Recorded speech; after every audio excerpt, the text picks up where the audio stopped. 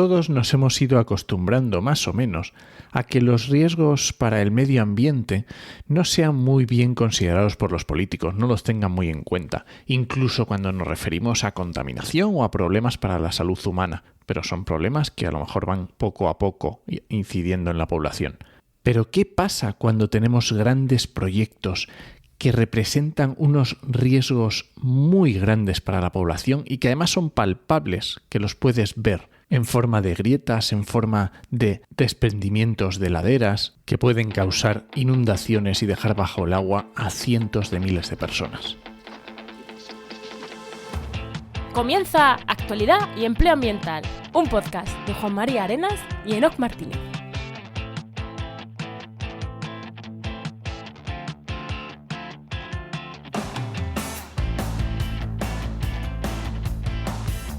Buenas, soy Juan María Arenas. Y aquí Enoc Martínez. Y este podcast cuenta con el patrocinio de GeoInnova. Profesionales expertos en territorio y medio ambiente, que puedes encontrar en www.geoinnova.org. Hoy, en el programa 120 del martes 30 de noviembre, hablamos del embalse de Yesa. Qué curioso, vaya. Hablamos de una casa concreta, de un problema concreto, y no hablamos de Murcia, ¿no? Que ya me... Porque esto no está en Murcia, ahora os contamos. Bueno, ¿qué tal tu semana, no? Antes de entrar al tema. Muy bien. Ahí esta semana en el trabajo de por las mañanas, en la administración, integrando informes de diferentes organismos. Madre mía, qué historias y competencias y todo muy divertido. ¿Y tú qué tal? Pues yo voy a contar lo que nos has contado tú, que nos hemos ido, bueno, mentira, estamos grabando antes de irnos, pero si todo va bien, este fin de semana pasado y este viernes hemos estado en Pamplona con nuestros compañeros, con nuestros amigos de GeoInnova, y esperemos que bien, porque creo que creo que lo que nos invitan es a conocernos a unas jornadas de convivencia de la empresa cuando trabajan en teletrabajo, y nos han invitado. Yo creo que es de fiesta. Igual no, yo me voy a llevar el portátil por si nos ponen a currar, pero creo sí, que vamos también. de fiesta. Y algún micro también echaré a la mochila. Bueno, pero es que el micro me lo llevan que vaya al pueblo. Yo el micro va siempre conmigo, ¿no? Bueno, venga, preséntanos a ver a quién tenemos de invitado hoy. Pues hoy tenemos con nosotros, a ver si lo digo bien, a Antonio Aretzabala Díez, geólogo e investigador de la Universidad de Zaragoza y fue también delegado del Colegio de Geólogos de Navarra. Muy buenas, Antonio, ¿qué tal? ¿Qué tal? ¿Cómo estáis? Muy bien. Muy buenas. Dime que he dicho bien Aretzabala y me he equivocado con el Díaz. Efectivamente, has dicho Aretzabala perfectamente y es 10. Bueno, todo puede ser. ¿Qué tal? Lo he dicho bien, ¿no? Tu presentación es eso exactamente. Sí, bueno, sí fui delegado del Colegio de Geólogos de España en la Comunidad Foral de Navarra. Que es importante porque lo que nos va a hablar ahora de Yesa, pues es importante, ¿no? este detalle. Bueno, ¿pasamos ya con el empleo? Venga, vamos a ver el empleo.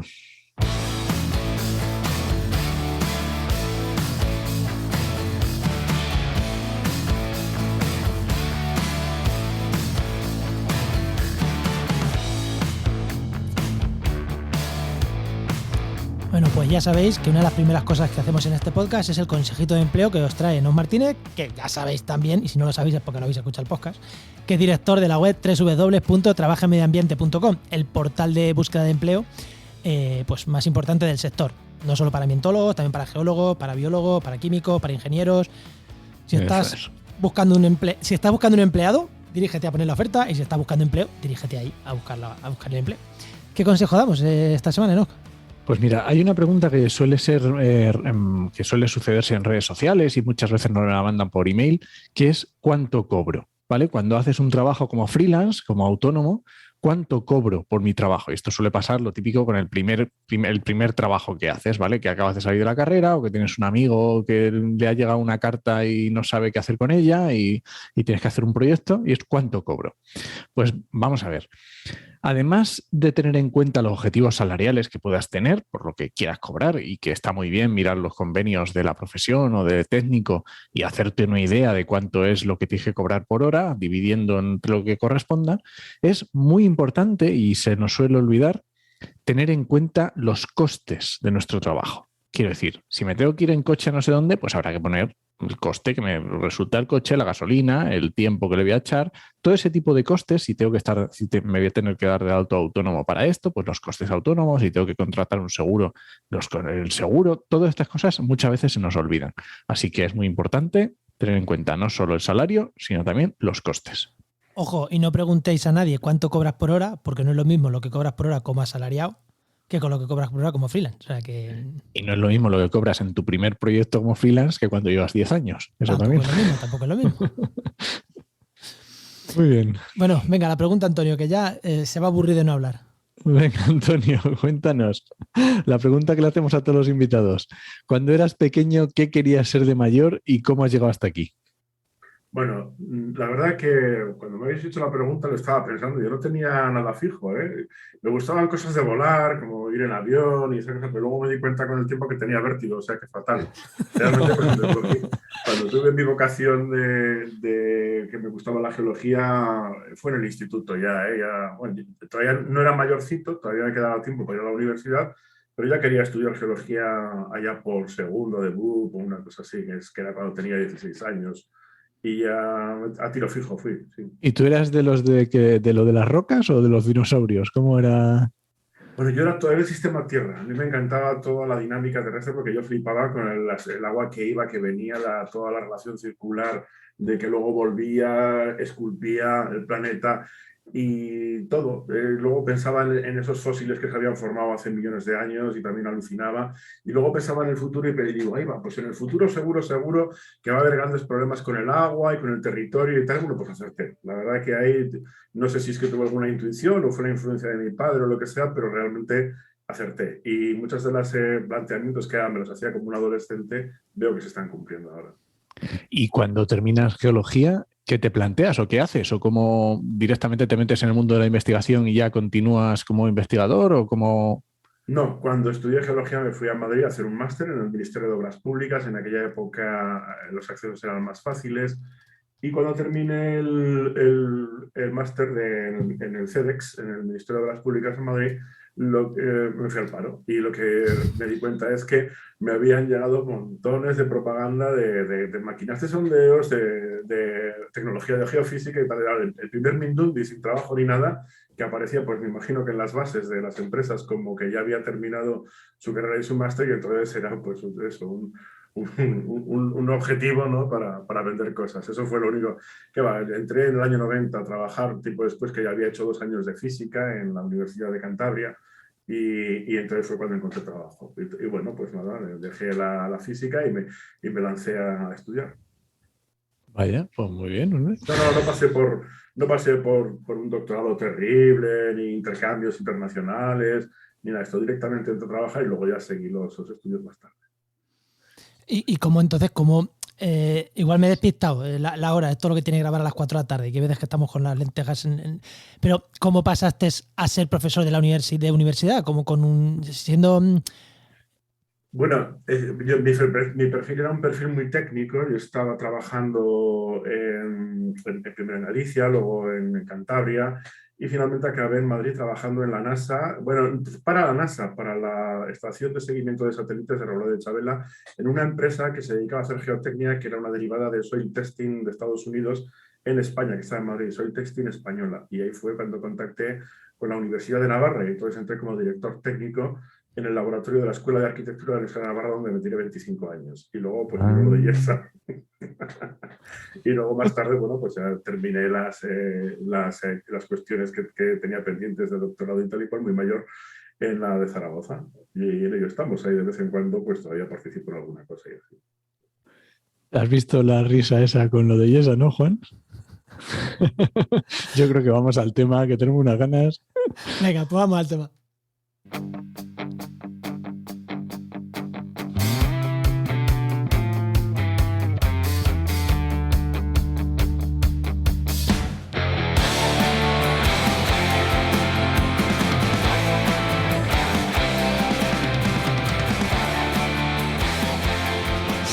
Buscas en internet desde cuándo se lleva explotando el agua del entorno de Yesa.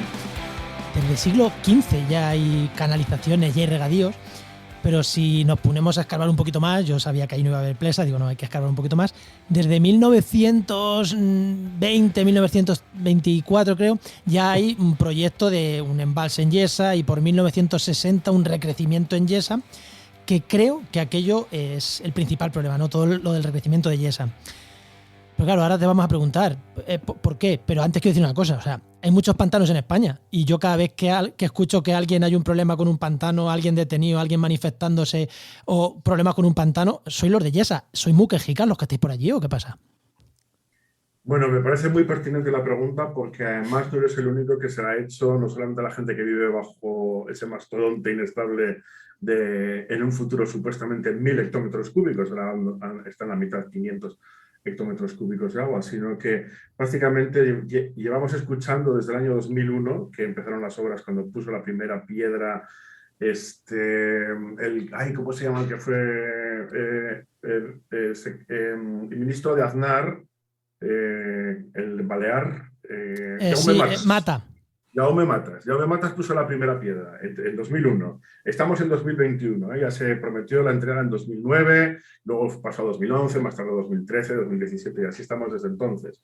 Tras 21 años de obras sí que ha surgido constantemente la pregunta y la acusación. De hecho, la última que he oído fue en el Parlamento de Navarra por parte de un parlamentario socialista a la alcaldesa, la nueva alcaldesa de Sangüesa, que dijo que sí, que efectivamente que eran unos quejicas, pero esto lo llevamos oyendo muchos años. Realmente... Vaya por delante, que era un poco por meter el tema y creo que hacéis un buen trabajo. Yo conozco gente de la que ha estado ahí en la lucha, a Jorge, tengo que nombrarlo, si no me Jorge Luis Valls, que fue diputado en el Congreso y lo conozco personalmente. Y yo sé que la labor que hacéis ahí es súper buena desde todos los aspectos de la lucha, la investigación. O sea que vaya por delante, que no creo que seáis unos quejicas, sino que tenéis por lo que quejaros y con razón. No, yo no vivo debajo de Sangüesa, yo vivo en Pamplona. No, a ver, si se rompe y a mí no me va a pasar nada. Ni siquiera, a mí siempre que me han preguntado si yo me posiciono a favor, en contra, digo que soy neutro, no tengo ningún problema. A mí me encargaron media docena de informes, primero asociaciones relacionadas con los vecinos que estaban afectados por los problemas que se estaban derivando, más tarde otros vecinos, luego el ayuntamiento, luego asociaciones y tal, y yo siempre he respondido desde el punto de vista exclusivamente técnico, y claro, los resultados ni siquiera a mí me gustaban, pero yo no estoy ni a favor ni en contra. Yo lo que digo es que eso tiene un problema, que además se están cumpliendo todas las perspectivas que se dieron desde muchos puntos de vista, y ahí está el problema. El problema continúa, las laderas siguen moviéndose, siguen siendo inestables, no se cumplieron los plazos de entrega, no se cumplieron los presupuestos, se ha quintuplicado, en principio el presupuesto era de unos 113 millones de euros para el año 2009, vamos por los 500 millones y el problema geotécnico sigue siendo el peor de la historia. Es decir, que ahora mismo no hay en ningún momento en la historia de las laderas que haya estado tan mal el factor de seguridad como está ahora. Esto me recuerda casi al túnel del Pajares, que parece también algo del AVE, que parece que iban ahí toda la vida. Oye, pero antes de entrar en harina, ponnos un poco de contexto, porque Juan hablaba de 1924, porque claro, esto ya era era un embalse que lleva un montón de tiempo. ¿Cómo ha sido la historia? Sí, el embalse, la primera parte del embalse se hizo en los años 60, en 1960. Sí que es verdad que el proyecto viene desde los años 20, desde la Segunda República, pasó toda la época de Franco, quedó siempre un poco pendiente y tal, y sí que se hicieron, bueno, pues obras, etcétera. Pero realmente el embalse entró a funcionar creo que a finales del 59 o principios del 60, ¿no? Y ya empezó a dar problemas. Tuvo problemas con una ladera, luego con la otra, todo cosas que más o menos pues, se fueron solventando con todo tipo de obras, ¿no? Y luego hubo una época casi de paz, pero el problema gordo vino cuando alguien decidió recrecer, ¿no? Y en los años 80 aparece la primera propuesta en el que el ingeniero que estuvo en los años 60 todavía vivía, que era René Petit, y fue el que en varias ocasiones decía que le daba mucho miedo porque los problemas que había habido para hacer la primera presa habían sido terribles, con lo cual hacer un recrecimiento él lo veía como una barbaridad porque veía que había muchas inestabilidades y que ampliar aquello después de cómo estaba ya de retocado y de machacado, pues iba a ser un problema, y acertó. Bueno, acertó, simplemente se cumplieron sus expectativas, ¿no? Entonces, bueno, yo creo que hay un problema de actitud, que es lo que he denunciado yo siempre desde el punto de vista de cómo el ser humano a veces se toma como una guerra o como un dominio en el que quiere dominar, ¿no?, el medio, y el medio dice que nanae y es infinitamente más fuerte y más poderoso, ¿no? Entonces no ha podido con Yesa y bueno, ya estamos. ¿Y por qué se quería, quiero decir, cuál es el objetivo de este pantano? Porque yo he visto que es más regadío, ¿y el objetivo de recrecerlo era para conseguir más regadío? ¿O cuál es el leitmotiv de este recrecimiento? Los objetivos iniciales que se plantean tienen que ver con una época que es a principios del siglo XXI, el año 2001, en el que se proyecta una Zaragoza que va a sobrepasar el 1.000.000 de habitantes y se proyecta también que el incremento de agua per cápita va a aumentar y que además sí se van a aumentar las superficies, las hectáreas de regadío, ¿no? Sin embargo, pues hay un problema aquí porque no se amplía el canal, es decir, sigue siendo el mismo, con lo cual, por muy grande que tengas el almacén, si no amplías el canal, pues tienes un cuello de botella, ¿no? Y luego lo que sucedió, porque ya se empezó a ver a mediados, sobre todo después de la crisis de 2008, es que Zaragoza había disminuido su población en vez de haber crecido y que el consumo de agua per cápita había bajado muchísimo, un 40% en una barbaridad, con lo cual no se cumplían las expectativas. Entonces, claro, se cambiaron los objetivos. Bueno, pues que para la agricultura y tal, pero también tenemos el cuello de botella. Es decir, que al final los objetivos claros, ¿cuáles fueron? Pues nada, pues la cultura la cultura del hormigón, así de claro. Es decir, favorecer un tipo de obras grandes, faraónicas, insostenibles, que mantienen durante un tiempo a una serie de empresas pues trabajando. Eso es fríamente, te lo digo fríamente, no es ninguna opinión. Es un poco lo que hay, ¿no? Pero ¿qué problema realmente, porque ya has dicho lo de las laderas, qué problema realmente tiene el pantano? O sea, que se vienen abajo las laderas con riesgo de que colapse la presa, o ¿cuál es el problema realmente, el que tenía y el que se está acrecentando con el recrecimiento? Bueno, a ver, las presas que se hicieron en España en general ocuparon los mejores sitios en su momento. Sabéis que somos el país del mundo que más presas tiene por kilómetro cuadrado, ¿no? Y somos en número absoluto, creo que andamos por el tercero o el cuarto después de China, o algo así, fíjate con lo pequeñito que es. España está llena de presas, la mitad de ellas almacenan aire la mayor parte de su vida, ¿no? Por ejemplo, tenemos por ahí, por Castilla-La Mancha, tenéis unos cuantos embalses que no han llegado al 100% jamás. Es decir, sí, siempre Buen Día y todos esos han estado, raras veces han llegado ni siquiera al 60-70%, ¿no? Es decir, almacenan aire. Así que, claro, ¿qué quedaba? Pues no quedaba muy pocas zonas donde hacer buenos embalses. Y a pesar de que mejoraba la tecnología, disponíamos de más energía, más insumos de combustibles fósiles para poder dominar el medio, como decíamos antes, pero realmente, o sea, no había buenos sitios, con lo cual se optó en muchos casos por ampliar los que ya existían, ¿no? Y uno de ellos era Yesa. El problema está que Yesa está en una zona que tiene una configuración geológica bastante heterogénea e irregular y poco desfavorable para lo que es sostener una presa. Entonces, bueno, lo que tenemos es que en el año 2, para ponernos en idea, a ver, después de que se solventaron los problemas de los años 60, hubo alguno más por ahí suelto, no guardaban mucha trascendencia. Pero cuando se empezó a hacer la ampliación, en el año 2006 hay un movimiento terrible, ¿no?, de la ladera izquierda. Pero el problema está que esto no se comunica, ni se comunica tampoco a la gente que vive bajo la presa, y al final es el diario El Mundo el que se entera y hace una grabación de unas grietas espantosas, lo publica y bueno, pues saltan todas las alarmas. Con el tiempo, bueno, pues se dan todas las excusas y tal, se tapan las grietas y se continúa con la obra. Y entonces ya en el año 2012 es la ladera derecha la que empieza a moverse.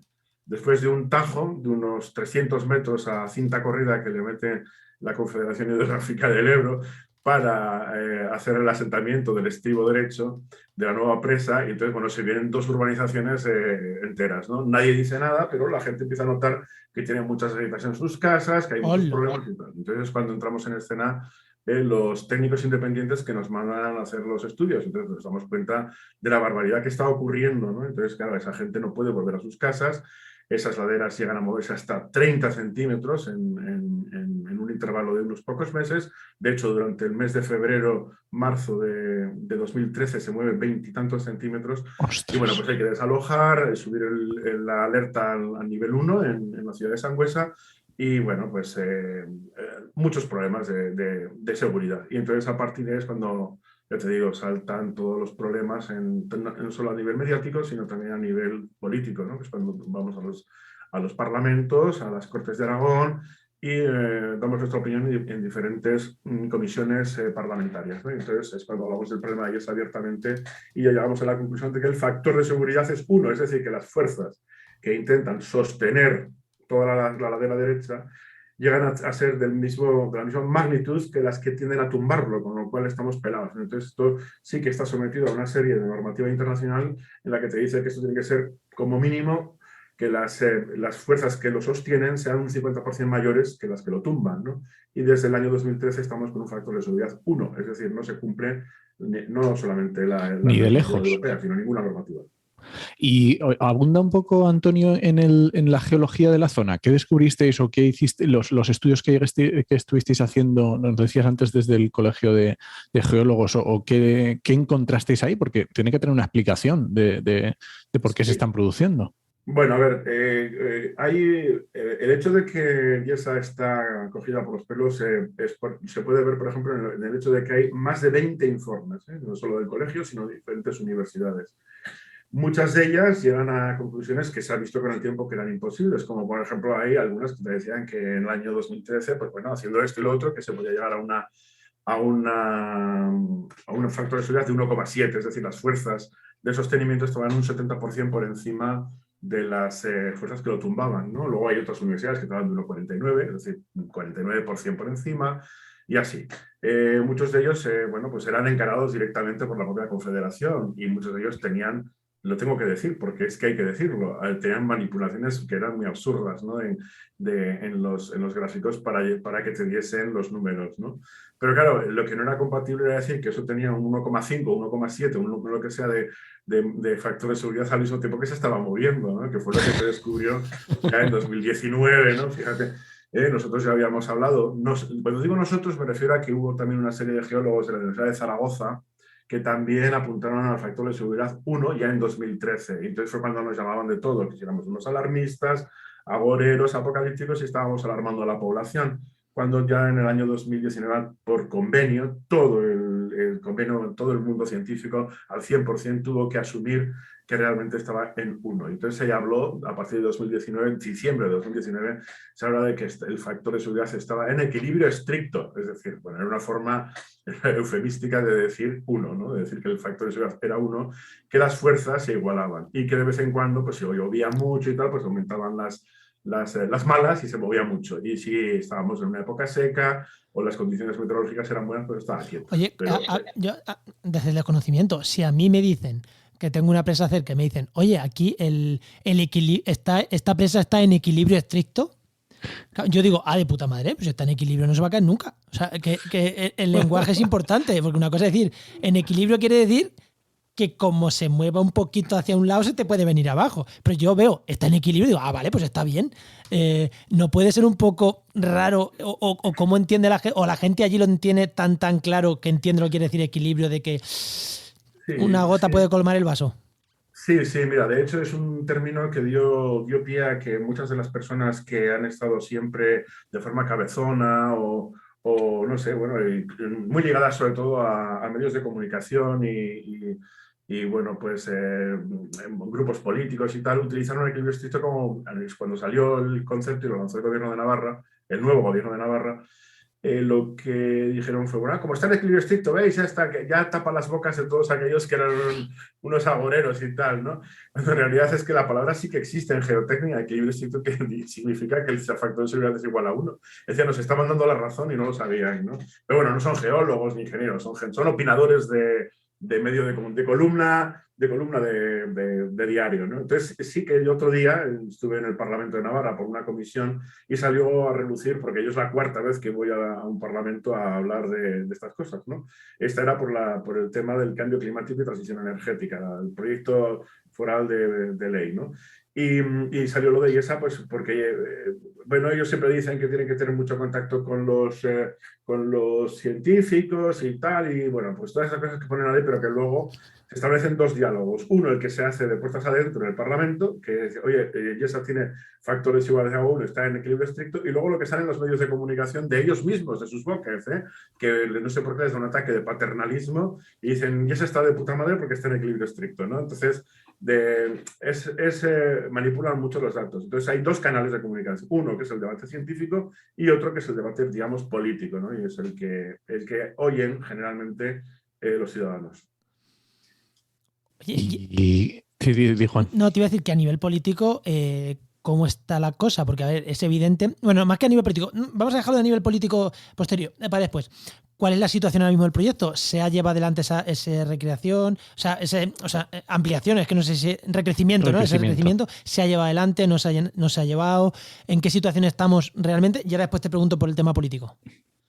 Bueno, a ver, toda obra que tenga pues, un impacto importante desde el punto de vista económico, social, que haya modificado terriblemente el medio natural y el medio humano también, que haya tenido una vertiente además de impacto económico importante en la comarca, porque bueno, pues ella se quedó muy tocada por el hecho de que muchas, al echar a 105 familias, pues perdió una gran cantidad de población, bueno, hubo varios problemas, ¿no? Todo eso es lógico que se debata no solamente en los parlamentos, y es lógico que se debata en el bar, es decir, la gente tiene que opinar de ello, y es lógico que se debata en Navarra, y sobre todo es lógico que se debata en las zonas que viven debajo de la presa, ¿no? Eso es que es inevitable, o sea, lo que no puedes luchar es contra gente que decirle, oye, pues que sois unos quejicas o dejar de hablar de esto, ¿no? La gente habla, pues normal, y luego hay un debate científico. Que es el que nosotros hemos mantenido entre diferentes pues representantes de diferentes universidades y en varias ocasiones. Y aquí, bueno, pues ha habido gente que hemos ido más directos al grano y que al final nos ha ido el tiempo dando la razón. Y luego ha habido gente pues que... A mí, por ejemplo, mira, te digo una cosa. Me decían, en el año 2015 yo presenté el tercer informe que había hecho, que era para el Ayuntamiento de Sangüesa. Vino a colación porque el primero que hice, que fue para una urbanización, digamos, de alto poder adquisitivo, eran bueno, gente muy bien posicionada en la sociedad navarra, y entonces, bueno, pidieron a través de un abogado, que era Jaime Ignacio del Burgo, que aunque yo no lo sabía, muy ligado al Partido Popular, un informe que hiciese el profesor Arechavala. Entonces el profesor Arechavala hizo el informe, pero yo no sabía que era él, simplemente a través de los clientes, con esto negociaron en Madrid, en el ayuntamiento, unas jugosas indemnizaciones para las personas. Yo ese informe lo doné a los vecinos afectados. Entonces la universidad, claro, los pobres, digamos, la organización menos pudiente, vio que había funcionado, entonces dijeron, coño, pues si a estos les dan, nosotros también. Con lo cual también me contrataron, hicimos tal, entonces la universidad les cobró el informe y efectivamente también les pagaron de forma bastante generosa. Entonces, a la tercera vez fue el Ayuntamiento de Sangüesa, el alcalde, que se puso en contacto con la universidad y les dijo, vamos a ver, lo que no puede ser es que me estén diciendo a mí que yo estoy seguro y a estos dos les hayan cobrado por estar inseguros. Aquí o estamos todos seguros o estamos todos inseguros, ¿no? Y entonces me pidieron el tercer informe, pero ya le dieron un carácter más hacia el futuro, a ver qué puede pasar en el futuro, y fue más exhaustivo. Fue un informe mucho más grande y abarcó muchos puntos de vista. Y ese fue el que ponía que en el futuro pues eso tenía muy mala solución. Y la única solución que había era no recrecer, ¿no? Entonces, bueno, pues claro, pues imagínate, esto saltó, bueno, sentó muy mal en muchas filas. Entonces, fue cuando me invitaron a un parlamento a explicarlo y me llegaron a decir que, bueno, está usted alarmando muchísimo a la población porque esto va a estar entregado en el año 2017, que es lo que nos ha dicho la Confederación. A mí en la universidad me llegaron a presionar bastante, incluso a amenazar, para que dijese que efectivamente en 2017 iba a estar entregado. Yo sabía que eso era imposible porque tenía los datos después de muchos estudios, ¿no? Y entonces lo que hice fue decir la verdad. Dice, no va a estar entregado en 2017 y claro, ya estamos en 2021 y sigue sin estar entregado. Sí se ha hecho todo el cuerpo de presa. Pues lo que es se ha puesto todo el montoncito de grava, que viene de 20 y tantos kilómetros, se ha puesto pues montones de metros cúbicos de grava para que en su momento decían que iba a hacer de contrafuerte, con lo cual la presa iba a aguantar las laderas, que iba a ser la primera presa del mundo que se hacía para aguantar laderas inestables. Es decir, que normalmente las presas se hacen para retener agua, no para aguantar laderas inestables, ¿no? Supuestamente tú buscas un lugar donde hay laderas inestables que aguanten una presa que vaya a retener agua. No lo que no se hace es hacer una presa para aguantar laderas inestables. Pero bueno, era la primera del mundo y decir estas cosas así abiertamente, pues la verdad que había un sector político que no le gustaba y por eso, bueno, llamaron a mi universidad. Me consta que, bueno, ahora aunque el técnico, el geólogo había caído muy antipático entre las filas de algunas organizaciones, bueno, de algunos grupos políticos y bueno, pues de ahí vino ya mi decapitación, ¿no? Pero no se solucionó el problema de las laderas, ¿no? Yo les dije, bueno, ustedes me pueden quitar del medio todo lo que quieran, pero con eso no van a solucionar el problema de las laderas de Yesa. Estamos en el año 2021 y la ladera se sigue moviendo. O sea que están puestos todos esos montones de contrafuerte, pero la ladera se sigue moviendo. Sí, se sigue moviendo del orden de 2-4 milímetros al mes. Hay veces que sobrepasa un poco y si bueno, las condiciones meteorológicas son óptimas, a veces incluso dicen que bueno, imperceptible, ¿no?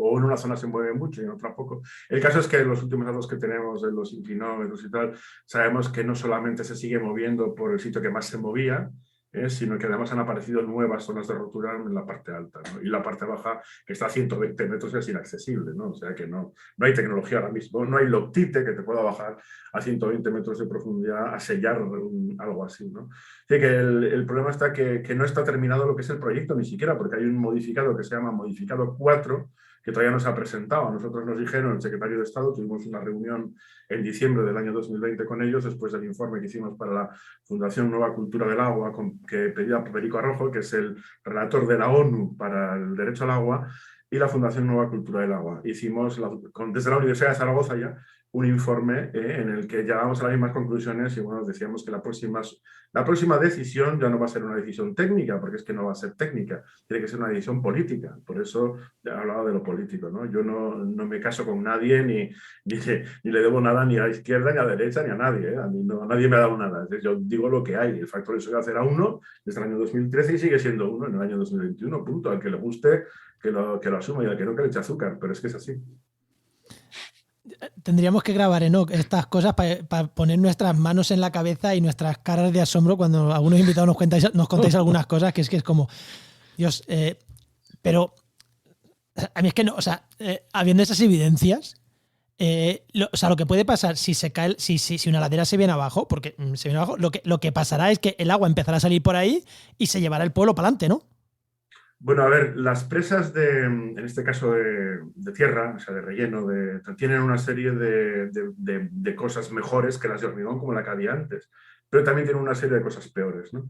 Recientemente ha salido una simulación que está hecha por el profesor César González Cebollada de la Universidad de Zaragoza. La podéis encontrar en YouTube y recién publicada en el periódico de Aragón y en varios medios, en el que se ve que si en el caso de que estuviese llena hasta arriba, con los 1000 hectómetros cúbicos, y empezase una parte de erosión en la zona alta, pues se las lleva por delante. Estas no duran nada. Bueno, siempre ha pasado que las presas de tierra, el problema que tienen es que el agua es como un rayo láser, ¿no? Para ellos, o sea, erosiona y se lo lleva, en cuanto hay un poco de presión, se lo lleva por delante, ¿no? Y llegaría en unas 24 horas unos 9 metros de agua a la ciudad de Zaragoza. Quedaría inundado todo lo que es la Plaza del Pilar y bueno, los barrios aledaños, etc. Pero el peor es que en 20 minutos esa ola llega a Sangüesa con 40 metros de altura. Es decir, que no hay ni siquiera, de hecho no está instalado todavía un sistema de evacuación porque no se puede, ¿no? Entonces, una de las cosas o los requisitos que tienes que cumplir ante la Comisión Europea, bueno, porque te obliga a Bruselas y porque es lógico, también en el reglamento de presas lo tiene, es tener un sistema de evacuación ya implantado y no está implantado. Ni siquiera después de la catástrofe de 2013 se implantó. Primero, es que ninguna empresa lo quiere hacer porque sabe que es imposible. Entonces, lo poco que se está intentando hacer es saber cómo lo hacen, porque tú no puedes sacar en 20 minutos a las personas de sus casas para llevarlas a un sitio que está a 40 metros de altura, ¿no? Entonces, bueno, esos son los escenarios que se contemplan que son muy difíciles de cumplir y en 20 minutos no te da tiempo de reaccionar prácticamente. Entonces, bueno, están en ello también. O sea, al mismo tiempo que se sigue aprobando modificados y gastando dinero en cuestiones de seguridad geotécnica, se tienen que implantar también los sistemas de seguridad humana, ¿no? En las ciudades afectadas. Voy a dejar en las notas del programa, dejamos enlace a esto para que lo vea el que quiera, ¿vale? Porque es impresionante. O sea, estaba buscando una noticia ahora y decía que media Zaragoza puede quedar bajo 7 metros de agua. Es que es alucinante. Estás viendo la noticia del profesor González Cebollada, me imagino, que salió hace como 3 o 4 días. Bueno, es una del Diario Público Y bueno, no sé. Si pones periódico de Aragón, Lo Cebollada. buscamos. Venga, Sí. pues lo buscamos y lo dejamos también en las notas. Y el que quiera que esté escuchando y que buscarlo él, que lo busque. ¿Vale? Y a nivel político, vuelvo, o sea, supongo que los alcaldes de Zaragoza y los alcaldes de, sobre todo, el pueblo este de Sangüesa, es que ¿hay alguien ahí en contra de que se hagan cosas? Quiero decir. O sea, oponiéndose a sus propios. O sea, yo asumo que PP, PSOE, porque son los que supongo que hay, o sea, han gobernado en España y allí y nadie lo ha parado. O sea, asumo que las cúpulas quieren tirar con esto para adelante.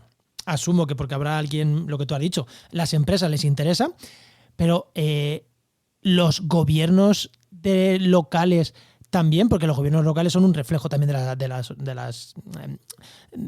la sociedad. El alcalde de mi pueblo, siendo del PP, se opuso a María Dolores del Cospedal por el tema del fracking, porque los votos le iban en ello. Vamos a ver. Allí es que está pasando. Sí, igual. Es lo mismo. Mira, aquí el proyecto de IESA en el año 2013 estaba bajo el gobierno de UPN, que de Yolanda Barcina. Y bueno, pues UPN ya sabes que es un partido muy allegado al PP. Pero bueno, en esa época simplemente no se hablaba de ello y tal. Lo que pasa es que hubo un cambio y entró un gobierno que se llama el Cuatripartito de Coalición, en el que participaban Geroa Bai, que es un partido, una versión, digamos, de un poco PNV en Navarra. Estaban EH Bildu, Podemos y Izquierda Esquerra, ¿no? Y entonces pusieron en la oposición a UPN, que había estado toda la vida, y al PSOE. Con lo cual, bueno, pues aquí siempre hay una percepción de que UPN y PSOE eran la derecha, ¿no?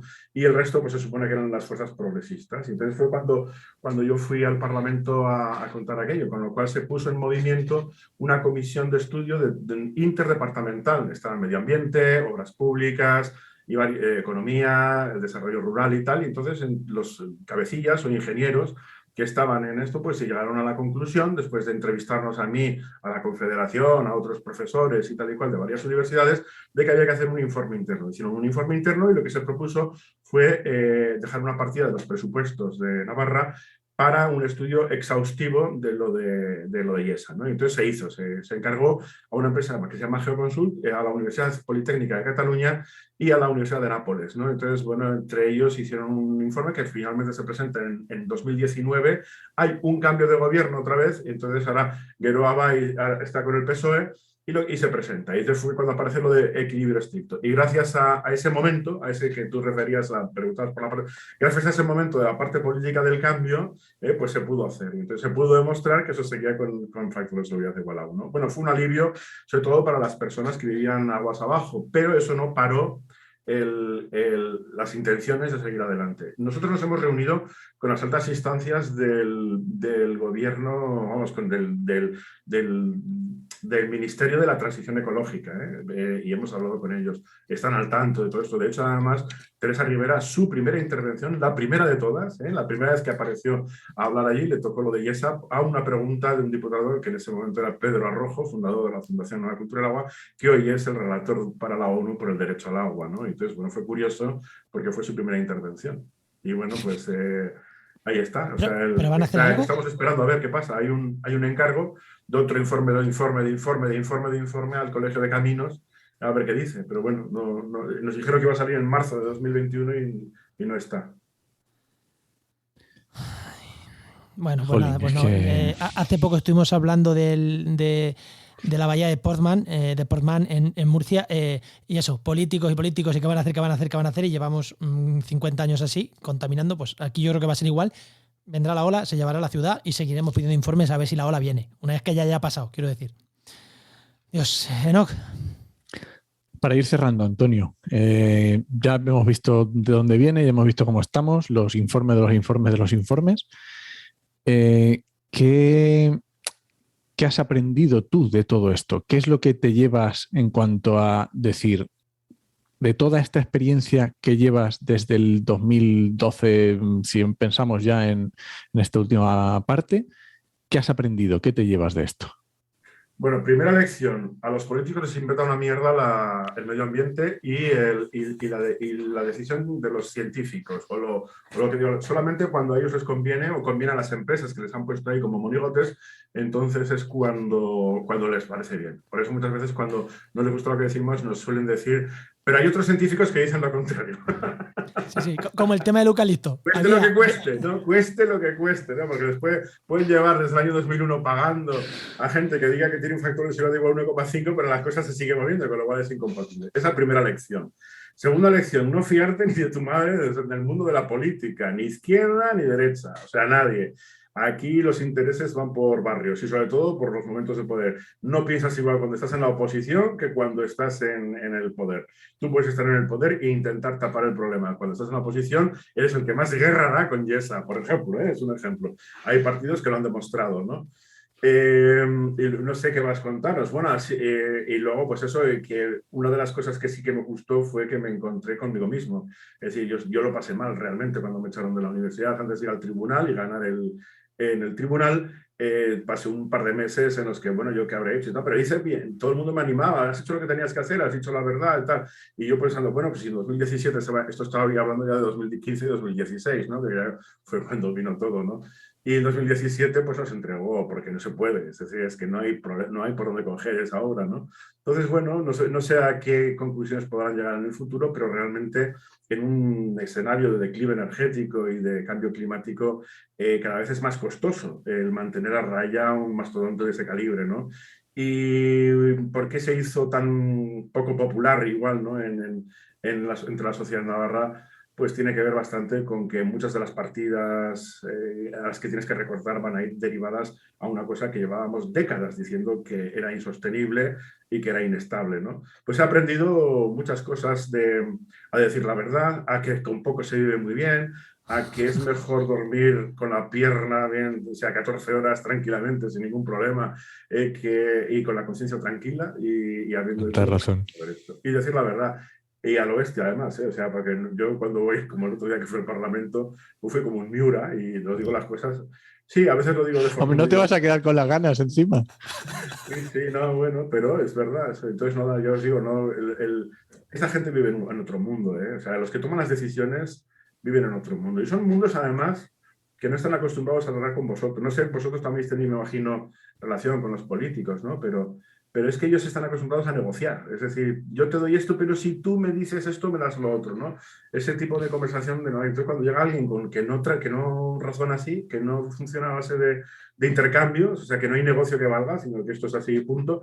Entonces, se están como un pupo en un garaje, o sea, no se aclaran, no están cómodos, no están cómodos. Y no es esto es así, punto, porque soy un intransigente. No. Esto es así, un punto, porque la ciencia me dice que es así. O sea, no es la intransigencia de ciertos políticos de esto es así, punto. No. Es que la ciencia es así. A ver, cuando tú hablas de un factor de seguridad global de una ladera de uno, es uno. Es decir, tú puedes acceder mirando los pequeños cálculos de los pequeños trocitos y tal, sumando tal y haciendo la media. Te sale uno. O puedes coger el global, hacer una estimación volumétrica tal y me sale uno también. Es decir, cuando sale uno es uno. Y por eso digo que esto es así y punto. ¿Qué quieres que te diga? Que es 1,5, ¿verdad? Pues no te lo puedo decir porque no lo es. Te puedo decir que es 1,002. Bueno, pero... sí, claro, sí que hay un baremo. Pero claro, lo que no es compatible es decir que es 1,1, por ejemplo, y que se esté moviendo, porque es absurdo. Es decir, tú eres tonto, chaval, o sea, señor, vamos, usted es tonto, ¿no? Es decir que está, pues, aunque sea un 10% por encima de la seguridad, estaría quieto. Tampoco puedes decir que es 0,8, que mucha gente decía cosas así absurdas, porque no hay ninguna ladera en este planeta, por lo menos esta zona del universo, que tenga 0,8, porque ya estaría muerto. Porque ya estaría abajo, claro. Ya estaría abajo, claro. Claro, ese es el problema que tenemos con los cálculos por computador, ¿no? O sea, las computadoras, los ordenadores te pueden decir misa, pero eso tiene que pasar un filtro, ¿no? Que es el ser humano. Y hay mucha gente que bueno, salta del byte al kilobyte, como salta del gramo a la gigatonelada y se queda tan feliz. Eso en una hoja de Excel es muy fácil, pero luego en la realidad las cosas pesan, hay rozamiento, cohesión, hay masa. Muy bueno, pues oye, yo creo que, Juan, si no, ¿vamos cerrando? Pues yo creo que sí, así que antes de cerrar... Momento spam. Momento spam, donde sabemos que tienes un blog que te hemos leído ahí bastante y compartido. Yo sé que Enoch utiliza mucho tu blog para compartir noticias. Pero bueno, ¿dónde podemos encontrarte? ¿Dónde puede leerte la gente? Tanto de temas estos de Yesa como de cualquier otra cosa que quieras comentarnos. Sismicidad también tiene cosas muy chulas, Antonio, que están muy guay. Sí, a ver, al final he recopilado, son muchos años, desde el año prácticamente 2011, trabajando en comarcas que han sido azotadas por terremotos. Bueno, estuve trabajando en Lorca después de los terremotos para hacer un proyecto de recuperación a través de la cultura y tal. Y ahí me inspiré bastante en cómo muchas comunidades pueden salir muy favorecidas después de una catástrofe, y sobre todo aquellas que no le dieron importancia, por ejemplo, a la seguridad sísmica, muchas quedan tocadas por décadas y otras para siempre, ¿no? Y bueno, pues las que pueden compartir sus experiencias están muy bien. Entonces me recorrí La Rioja, Navarra, el País Vasco, Galicia, Asturias, Cantabria, todo el norte, parte de Castilla también, de zona de Teruel, etcétera, tomando datos de terremotos históricos importantes que podéis encontrar y cómo salieron adelante a través de darle valor a su tierra, ¿no? Que es, eso, bueno, fue cuando nosotros hablábamos de resiliencia, entonces, fíjate, y ahora esta es una palabra que está súper de moda, ¿no? Eso en la parte de sismicidad. Y luego, por supuesto, todo lo que sean amenazas al medio, porque somos los agreros que lo sentimos. Nosotros tenemos que preparar el medio para los impactos, ya sean inundaciones, terremotos o crisis económicas, o el fin de los recursos fáciles y accesibles, ¿no? Con lo cual, bueno, pues estamos un poco en esa línea en la que tocamos todo. Por ejemplo, estuve en el Parlamento también de Cataluña, hablando del Castor, que ahora está otra vez de moda porque empieza el juicio, ¿no? Y bueno, pues se ha tirado para atrás a hacer un debate en el Congreso, en la Cámara Baja, ¿no? Y al final, bueno, pues hace poco, ayer publiqué un artículo referente a ello, ¿no? De esto que os acabo de contar, el problema que hay de la visión política de todo esto y la visión técnica, ¿no? Y ¿sabes qué pasa? Que yo ya tengo 58 años, ya soy muy mayor, no me queda mucho, yo tengo la vida solucionada ya y no tengo ningún problema de momento, gracias a Dios, y entonces me puedo permitir el lujo de siendo pobre, poder decir verdades que molestan bastante, ¿no? Y entonces, claro, sí que me he creado una serie de enemigos, sobre todo en las derechas, en el PSOE, etcétera, pero es que me da igual. También en las izquierdas, que los hay que no me pueden soportar. Y voy haciendo amigos por el mundo, pero realmente, bueno, pues lo que te puedes encontrar en mi blog son experiencias muy bonitas de comunidades que han sabido valorar su tierra y, sobre todo, que han sabido salir adelante, recuperarse y aprender de grandes impactos naturales o creados por nosotros. Pues os dejamos enlace en las notas, que es antonioarechavala.blogspot.com, y también si le seguís en Twitter también es muy, muy activo, es @arechava con TX y está muy interesante. Así que nada, muchas gracias, Antonio. Joder, muchísimas gracias, Antonio, y es un lujo. Y oye, decirte una cosa, estás en el podcast. O sea, si eres de hablar y cabrear a la gente, estás en el podcast adecuado, porque como le decimos a muchos invitados, que mucha gente que nos escucha no sabe esto, si no cabreamos a alguien en el programa es que algo hemos hecho mal. Y es nuestra intención, y yo creo que hoy es posible que hayamos cabreado a alguien que nos escuche. A unos cuantos. Así que hoy lo hemos hecho bien, Antonio. Muchas gracias. Gracias. Muchísimas gracias. Un abrazo. Hasta luego.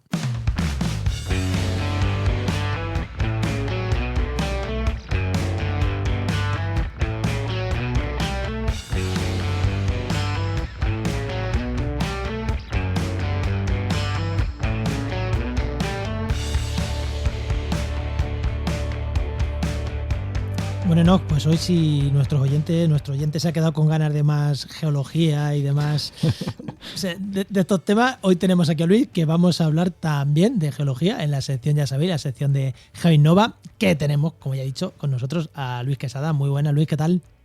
Hola, ¿qué tal estamos? Muy buenas, Luis. Director. ¿Qué tal, no? ¿Qué tal, Juan? Vamos con un poquito más de geología. A ver, obviamente vamos a mezclar, como no, estando Luis, SIG y geología. ¿Qué nos puedes contar de SIG, de Sistemas de Información Geográfica y Estudios Geológicos? Bueno, a ver, Luis, un segundo. Esta sección dura entre 7, 10, 12 minutos, ¿sabes? Porque podemos tirarnos 10 horas y yo me tengo que ir a cenar y esas cosas, ¿vale? Vamos a intentar resumirlo, ya ampliaremos otro día.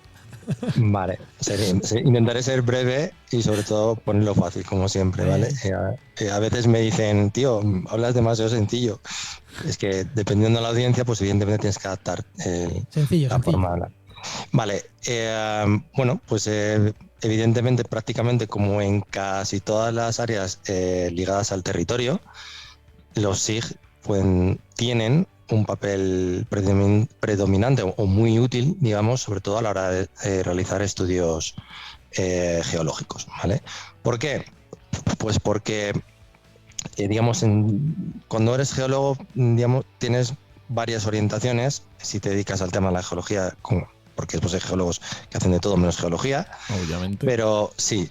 Pero tienes una vertiente que es la ligada a la que es la explotación minera, ¿vale? Explotación minera, y la otra que es la más ligada pues, a hacer estudios ambientales territoriales o de carga o de geoquímicos de todo tipo, más ligada a la explotación minera, ¿vale? En el sentido, pues para los más ligados al uso normal del propio geólogo. Son dos líneas diferentes que, digamos, tienen softwares diferentes, se utilizan softwares diferentes normalmente, o por lo menos aplicaciones diferentes dentro de los mismos softwares, ¿vale? Vale, sí. No, es eso que tenemos por un lado los que se dedican a la explotación minera per se, y por otro lado los geólogos que se dedican a otras cosas, pues a contaminaciones, a como hemos visto, a riesgos geológicos, ese tipo de cosas, ¿no? Sí, efectivamente. Tú date cuenta que, bueno, pues cuando estamos hablando de explotación vamos a estar hablando de pensar en las grandes mineras, ¿vale? Empresas mineras que se dedican a prospectar, y en esas prospecciones pues tienen que hacer a través de sondas, tienen que saber cómo es el suelo y cómo representarlo en 3D. Lo más importante de todo esto es que esa prospección, ¿vale? Va ligada a una inversión multimillonaria, ¿vale? Y esos avales bancarios que dan para esa inversión multimillonaria a la hora de hacer eso está ligado a que exista detrás una base de datos muy potente que tiene que ir, está certificada, digamos que tiene que seguir una auditoría súper concreta, y eso realmente pues tiene que tener una formación especial muy concreta para llegar a hacer eso. Y es que dependiendo de eso te van a dar el dinero. Es decir, es una fase muy importante de conseguir esos avales para poder iniciar lo que son todo el tema de las prospecciones.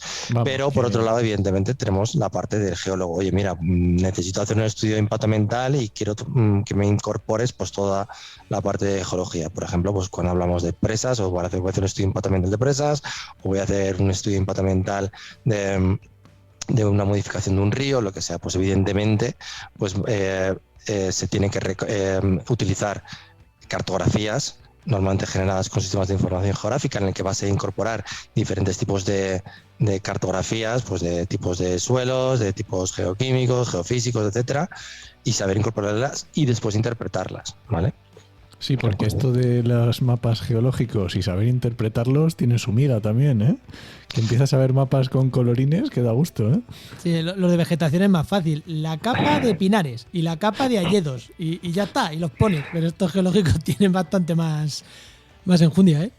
Sí, realmente cuando ves un mapa geológico normalmente no únicamente no ves un polígono, no manchas, sino que ves manchas y tramas de todo tipo, y encima vas a ver también líneas de fallas, líneas de encabalgamientos, de todo, ¿vale? Entonces, a partir de ahí, interpretar esos planos es complicado. Yo me acuerdo que en geografía, pues una de las partes complicadas cuando estudiábamos la parte de geofísica, la parte de física, era saber interpretar adecuadamente un mapa, ¿vale? Pero es que si a esto le sumamos, como hemos tenido hasta hace poco, toda la cartografía geológica que te metías dentro del IGME y veías pues un plano de un color, te ibas a la hoja de abajo y estaba en otro color diferente porque no están estandarizadas, ¿vale? Pues todavía se complicaba muchísimo más lo que era la interpretación de esos planos, ¿vale? Daros cuenta que al final de todo eso hay una base de datos muy potente, claro. Que cuando tienes que pinchar, tienes que ver que cuando vas a pedir información a ese servicio o a esa cartografía, vas a pedir información sobre un polígono, sobre un elemento dado, te tiene que responder lo que es adecuadamente, ¿vale? Entonces, esa unificación, esa estandarización de diferentes hojas ha costado lo suyo, y a medida que vas poniendo más resolución, pues todavía cuesta más, claro. Oye, Luis, ¿y cómo se trabaja aquí desde desconocimiento con los SIG? Porque claro, cuando hablamos solo sobre una capa de territorio, en plan sobre la superficie, es muy fácil, lo que he dicho, el polígono de pinares, el polígono de cultivos de cereal, el polígono de ríos, el polígono de tal, pero cuando hablamos de algo que es 3D, porque la superficie de la Tierra, sobre todo hablando en explotaciones mineras, es tridimensional. O sea, esto también se trabaja con SIG, pero ¿cómo se trabaja? Con programas especiales que trabajan en 3D, con mapas que aun siendo en 2D se puede trabajar en 3D de alguna manera. ¿Cómo se trabajan estas cosas? Vale, existen diferentes programas, pero si hablamos, si nos vamos a los SIG, el que más ha trabajado esto, el que más ha venido trabajando esto ha sido ArcGIS, ¿vale? Desde el ArcView 3.2 hasta las últimas de ArcMap, etcétera, e incluso el Pro, el ArcGIS Pro, sobre el ArcMap tenía un complemento que es Target for ArcGIS, que es el que a partir de la base de datos de puntos que tenías en base de sondeos con toda esa información te generaba ese modelo 3D, ¿vale? Es decir, que tenía un complemento específico. Ahora bien, QGIS está avanzando muchísimo en eso y también están desarrollando nuevos módulos que están adaptados a la parte geológica, ¿vale? Y quizás a lo mejor no es tan potente, pero sí que están dando bastantes buenos resultados, ¿vale? Y además, evidentemente, existen softwares específicos de exploración, ¿vale? Que no tienen tanto que ver con la parte con la parte de base de datos, sino simplemente con la parte de ver en 3D, modelo 3D, para analizar volúmenes, etcétera, ¿vale? Sí, Fíjate que cuando estaba en la carrera ya me costaba a mí también el tema de los mapas de geología, pues en 3D no quiero ni pensarlo. Sí, bueno, para eso tienes que tener una formación especial y tener bastante experiencia, ¿vale? Trabajar todo eso en 3D, pero bueno, al final todos los mapas que se crean para otro tipo de estudios ambientales, vas a incluir datos geológicos en formato, pues, ¿qué litología tienes? ¿Qué estructuras tenemos? Puntos geológicos, yacimientos, petrografía. Después, si te vamos a la parte de la geoquímica, pues vas a trabajar con la propia base de datos geoquímica, pues qué simbología de las muestras geoquímicas vamos a tener, los geoprocesamientos que vamos a realizar entre ellos. Desde la parte geofísica, pues todos los trabajos que se realizan dentro, pues con grillas de geofísica, cómo se van a trabajar, los perfiles geofísicos que se desarrollan, en temas de perforaciones con calicatas, trincheras, los pozos geotécnicos. Es decir, hay un montón de información que realmente los recién egresados, los recién licenciados o ingenieros en geología, realmente no tienen esa capacidad, no tienen esa formación, sí teórica, pero no la tienen en la práctica de SIG, ¿vale? Entonces requieren una formación específica, que eso lo hacemos, por ejemplo, desde dentro de GeoInnova. Tenemos cursos tanto de exploración como la parte de explotación minera de geológica, y realmente ahí es un mundo, claro. Sí. Licenciados, Luis, creo que ya no existen licenciados en España, son graduados todos. Claro. Es que vivo en el siglo pasado. Algunas cosas. O sea, no sé, a nosotros nos pasa igual muchas veces. Aquí decimos los licenciados, si ya no hay nuevos licenciados, ya son graduados. Sí. Bueno, mi mujer, yo cuando hablamos de mis hijos, la verdad, yo me quedé en la EGB, lo siento. Está mal decirlo y reconocerlo. Pero es así. Bueno, Luis, pues yo creo que un tema muy interesante. No sé, si quieres preguntar algo más, Luis. No, yo creo que de este tema podemos tirar del hilo y sacar cosas muy chulas para otras secciones. Sí. Incluso, oye, si alguien quiere que Luis profundice en algún tema, decírnoslo. Ya sabéis dónde estamos, en un montón de sitios. Nos decís, oye, pregúntale a Luis no sé qué. Y estamos, Luis, y si no nos responde, pues lo preguntamos a traición, como lo he hecho yo ahora con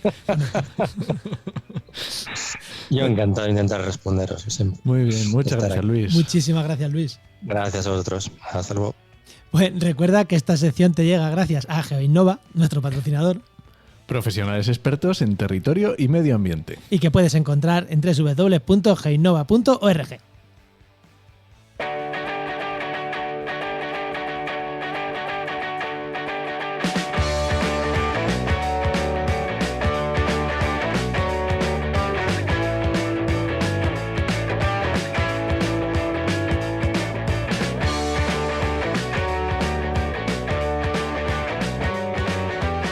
Bueno, ¿nos vamos o qué? Pues sí, vámonos, que ya nos ha quedado un programa bien chulito, bien... Sí, y además, tanto la parte de Antonio como la de Luis, además muy, muy conectadas entre ellas. Así que creo que se nos ha quedado un programa bastante redondo, ¿no? A ver qué opina la gente. Porque yo con estos temas locales no siempre tengo un problema. Es como, ¿le interesará a la gente? Pero luego mira las estadísticas y dice, sí les interesa, aunque sea en otra punta de España. Es como, Y aunque no sea Murcia. aunque no sea Murcia. Yo siempre tengo dudas. Digo, cuando tratamos estos temas tan locales, pero no. Pero es verdad que luego también gustan. Así que espero que guste. Y vamos a recomendar un podcast que tiene algo que ver también, que es el podcast de Caminar el Agua, que es un podcast súper chulo. No sé si son 4 o 5 capítulos nada más.